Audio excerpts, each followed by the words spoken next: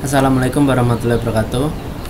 Perkenalkan, nama saya Andre Budi Setiawan. Di sini saya akan menjelaskan tentang dua topologi dan tiga topologi dan dua kelemahan dan kelebihannya. Di sini yang pertama adalah topologi star. Kelebihan untuk topologi star itu yang pertama adalah tingkat keamanannya termasuk tinggi. Kemudian yang kedua adalah tahan terhadap lalu lintas jaringan yang sibuk. Topologi ini berbentuk seperti bintang. Kemudian yang kedua adalah kelemahannya. Untuk topologi star, kelemahannya yaitu memerlukan kabel yang lebih panjang dari topologi bus linear. Kemudian biaya yang lebih tinggi dari topologi bus. Untuk yang kedua adalah topologi ring. Topologi ini berbentuk seperti cincin. Untuk kelebihan topologi ring adalah dapat menghindari tabrakan file data yang dikirim. Kemudian data untuk membangun topologi ini lebih murah. Untuk kekurangan topologi ring adalah jika ada kabel yang putus semua, komputer tidak dapat digunakan. Sulit untuk mengembangkan ke arah yang lebih luas. Kemudian yang ketiga adalah topologi mesh.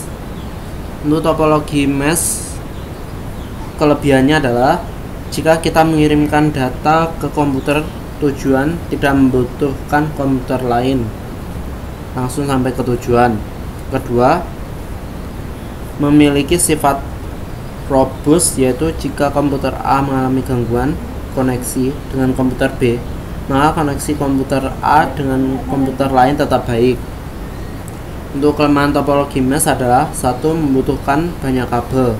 2. Instalasi dan konfigurasinya cukup sulit. Selanjutnya akan dijelaskan oleh Muhammad Diki Ilhamsyah.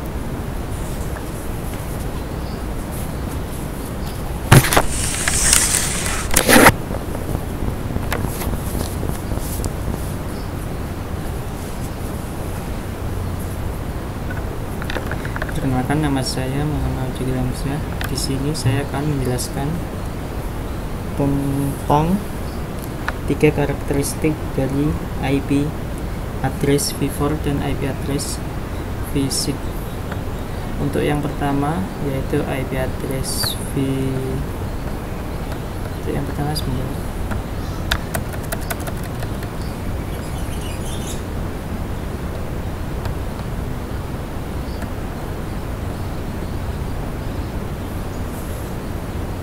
Untuk yang pertama yaitu IP address v4.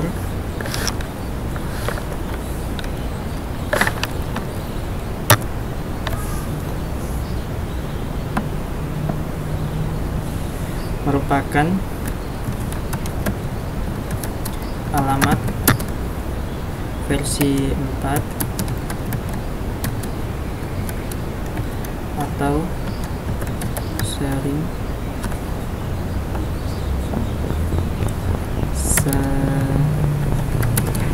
disebut dengan alamat IPv4. Ialah sebuah jenis pengalamatan jaringan yang digunakan di dalam protokol TCP atau IP yang menggunakan protokol versi 4.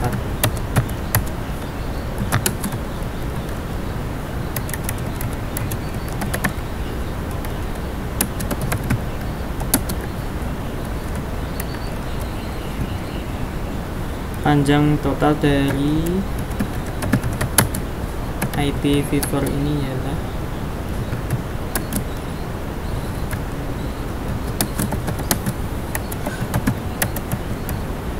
ialah 32 bit, dan secara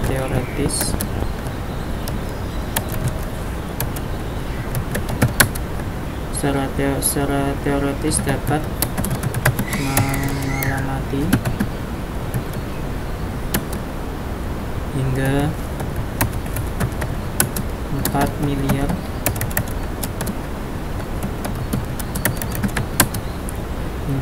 miliar bus komputer.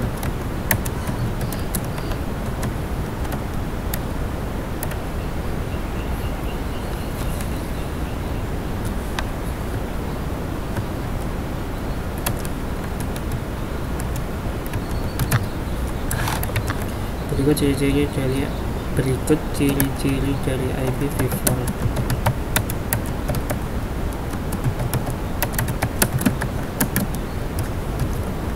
Untuk yang pertama ialah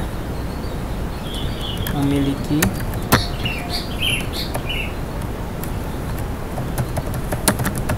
panjang pengalamatan atau disebut ring 32 bit atau 4 bit. Untuk ciri-ciri yang kedua ialah terdiri dari 4 oktet atau blok angka.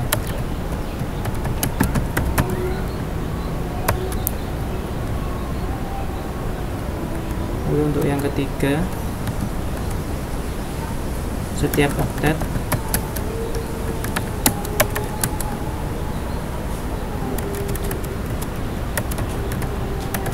dipisahkan menggunakan tanda titik.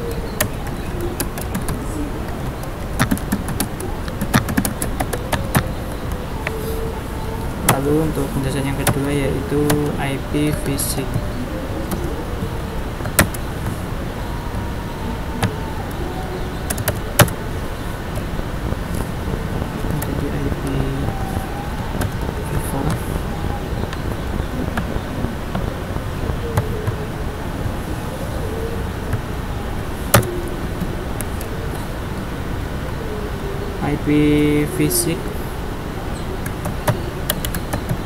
IPv6 ini menggunakan bilangan hexadesimal, berbeda dengan IPv4 yang menggunakan bilangan desimal.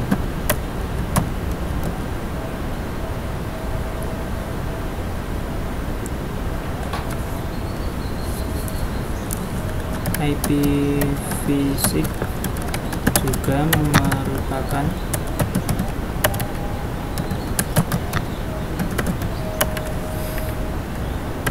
pengembangan dari IPv4 yang pada masa kini untuk mencukupi kebutuhan lebih mengarah pada IPv6. Lalu berikut ciri-ciri dari IPv6. IPv6.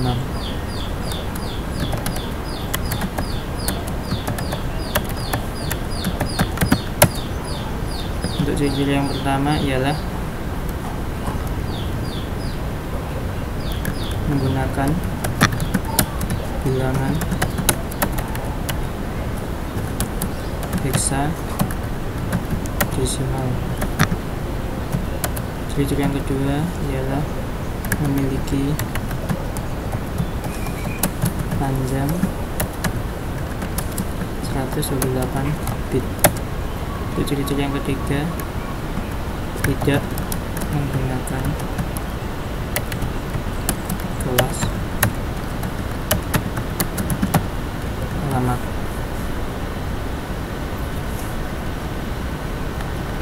Lalu untuk materi selanjutnya akan dijelaskan oleh Nora Ija.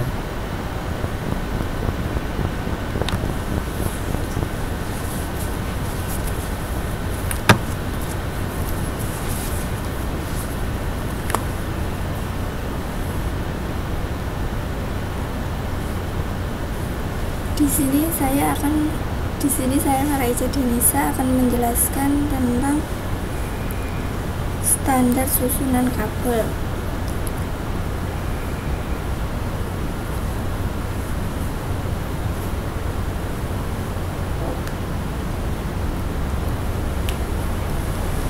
Satu, strike yaitu putih oranye, putih hijau biru, putih biru hijau, putih coklat.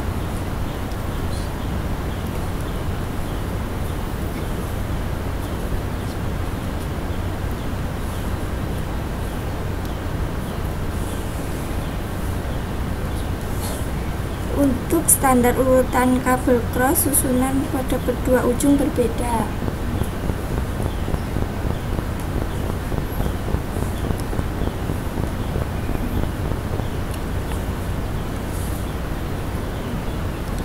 Yaitu putih hijau, putih oranye biru, putih biru oranye, putih coklat.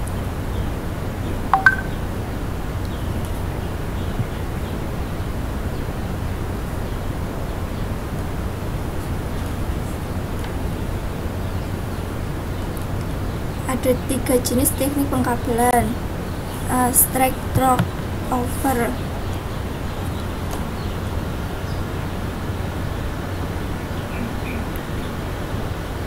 Kabel strike adalah jenis pengkabelan dengan teknik pemasangan yang lurus urutan warna.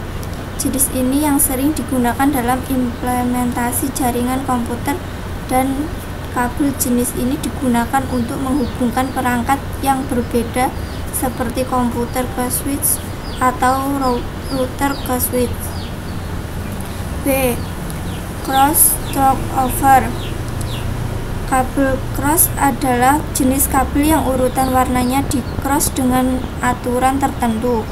Jenis ini digunakan untuk menghubungkan perangkat yang sama seperti komputer ke komputer atau switch ke switch. C.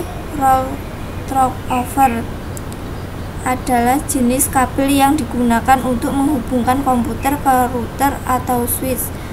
Manageable untuk mengkonfigurasi perangkat tersebut. Urutan warna kabel ini dari balikan dari ujung satu dengan ujung kabel kedua. Penjelasan selanjutnya akan dilanjutkan oleh Nurvita.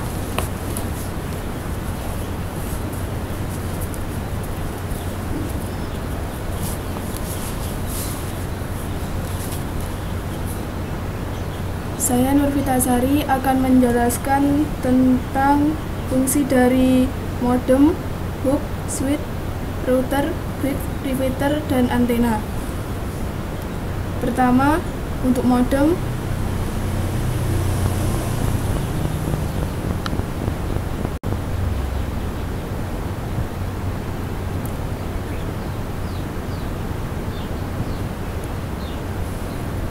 gambarnya seperti itu. Untuk fungsinya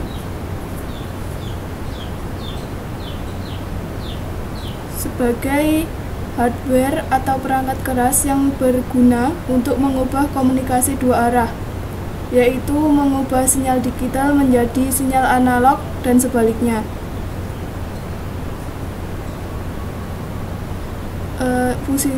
Fungsi lainnya yaitu untuk melakukan pemeriksaan paket data dan komunikasi. Selanjutnya, untuk hub,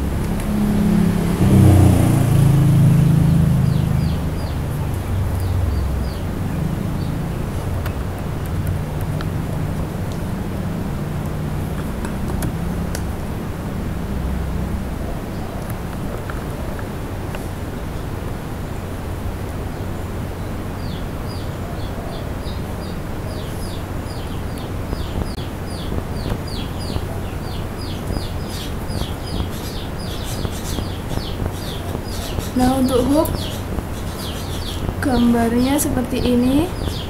Untuk fungsinya sebagai penyambung atau konsentrator dan penguat sinyal di kabel UTP. Fungsi lainnya untuk tempat menambah atau mengurangi workstation seperti repeater, yaitu menambah jarak network.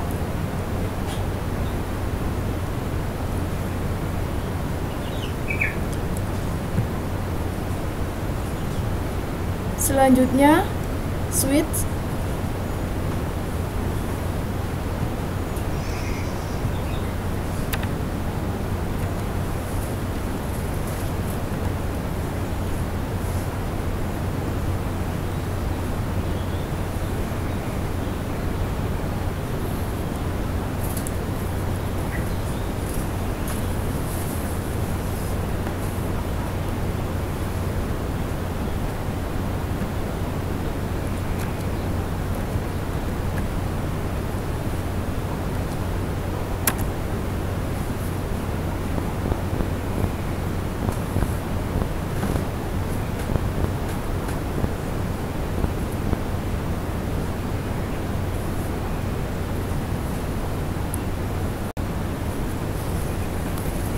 Untuk switch berfungsi sebagai penguat atau repeater untuk menghubungkan kabel-kabel UTP antar komputer dan menghubungkan antar komputer dalam LAN.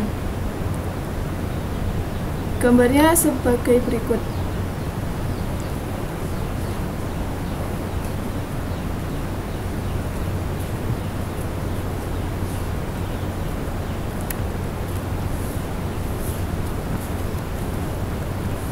Selanjutnya untuk router,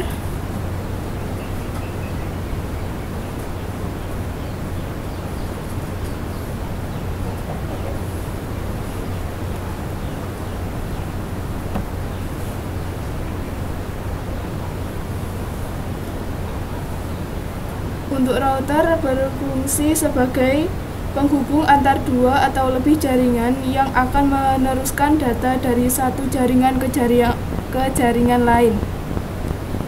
Gambarnya seperti ini.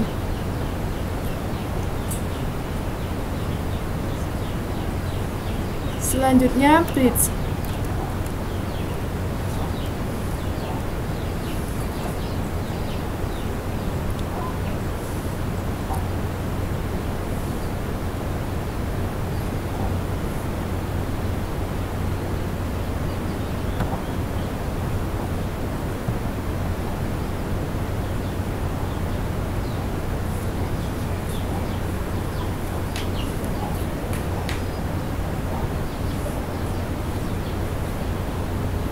Fungsi dari bridge yaitu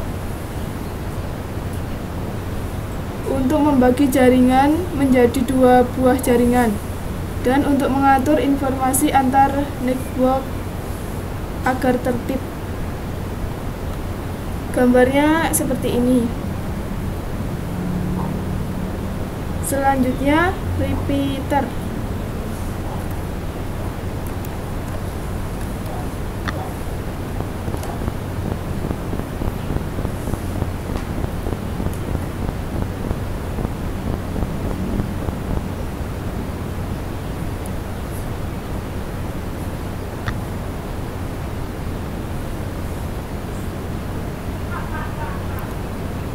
Repeater berfungsi untuk memperluas sinyal dari server atau pemancar, untuk mempermudah akses sinyal WiFi dari server, dan untuk memberikan sinyal pada daerah yang jauh dari server.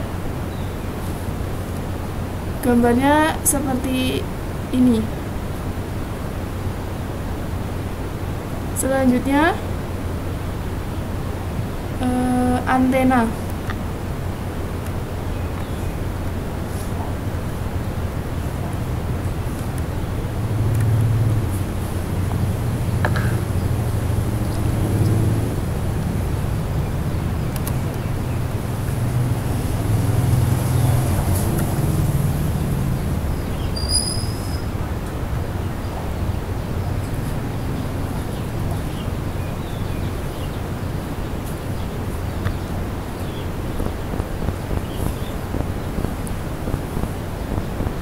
Untuk antena sendiri berfungsi untuk mengubah sinyal listrik menjadi sinyal elektromagnetik, lalu meradiasikannya atau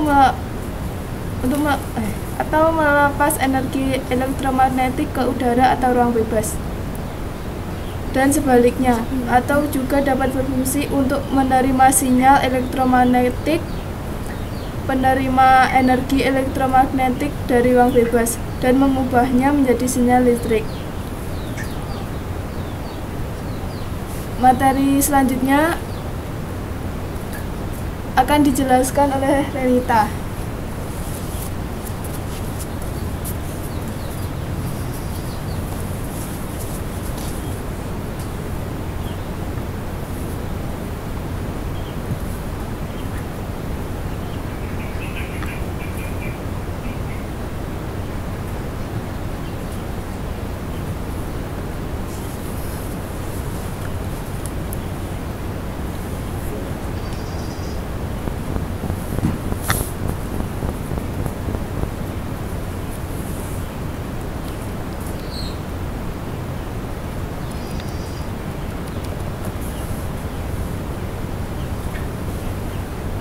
Saya Renita Ferdiana Auliulan. Di sini saya akan menjelaskan tentang istilah dari protokol subnetting, Wi-Fi, hotspot, bandwidth, cloud computing, dan IoT. Yang pertama, protokol.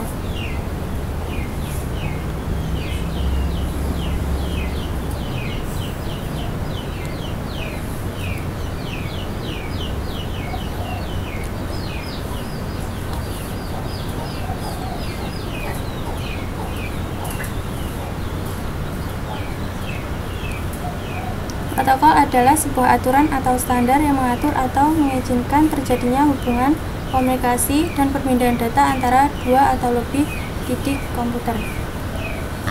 Yang kedua adalah subnetting. Subnetting adalah teknik memecah suatu jaringan besar menjadi jaringan yang lebih kecil dengan cara mengorbankan bit host ID pada subnet max untuk dijadikan network ID baru. Subnetting merupakan teknik memecah network menjadi beberapa subnetwork yang lebih kecil. Yang ketiga, Wi-Fi. Wi-Fi adalah singkatan dari wireless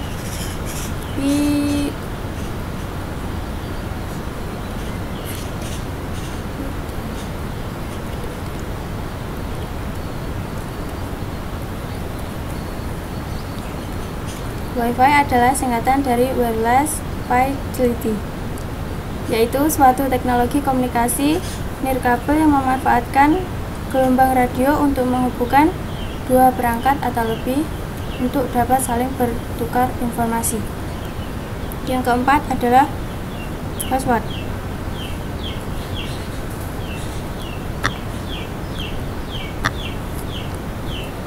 Hotspot adalah suatu istilah bagi sebuah area di mana orang atau user bisa mengakses jaringan internet asalkan menggunakan PC, laptop, atau perangkat lainnya dengan fitur yang ada pada Wi-Fi sehingga dapat mengakses internet tanpa media kabel. Yang kelima, bandwidth. Bandwidth adalah kapasitas yang dapat digunakan pada kabel Ethernet agar dapat dilewati trafik paket data dengan maksimal tertentu. Yang keenam, cloud computing. Cloud computing adalah teknologi yang menjadikan internet sebagai pusat pengelolaan data dan aplikasi di mana pengguna komputer diberikan hak akses atau login. Yang ketujuh, IoT. Internet of Things atau IoT adalah suatu konsep di mana konektivitas internet dapat bertukar informasi satu sama lainnya dengan benda-benda yang ada di sekelilingnya. Materi selanjutnya akan dijelaskan oleh Sri Wahyuni.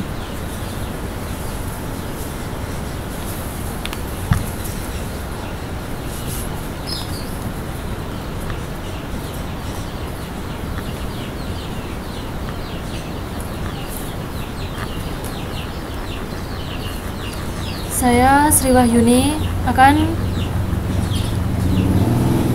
menjelaskan 4 permasalahan dan solusi jaringan komputer. Yang pertama, kegagalan piranti jaringan.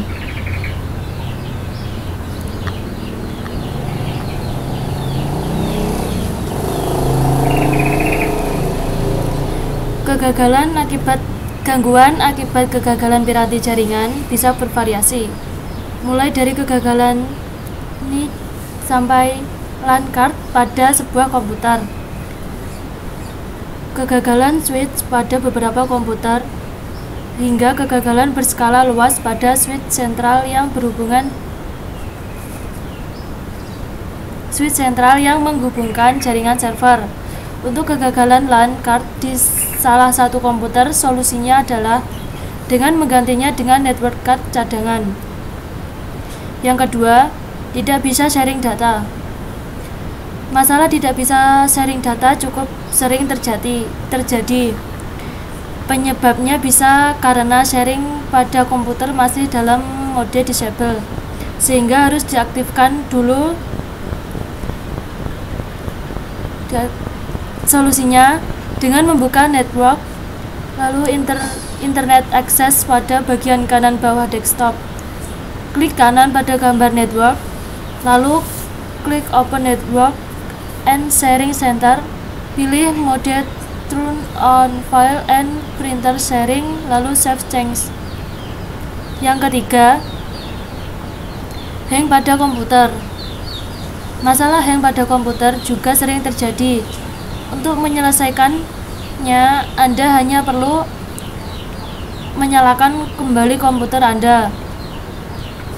Penyebab dari masalah ini karena IP yang Anda gunakan sama dengan IP komputer lainnya, sehingga Anda harus menggantinya dengan IP yang berbeda.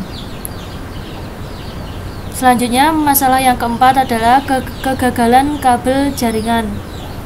Masalah ini umum ditemui akibat putusnya kabel jaringan yang bisa mempengaruhi kinerja sebuah komputer dalam jaringan. Putusnya kabel antar switch optik kabel sehingga berdampak pada masalah jaringan pada satu blok gedung. Ada juga kegagalan backbone kabel sehingga berdampak pada sebagian besar komputer dalam jaringan LAN.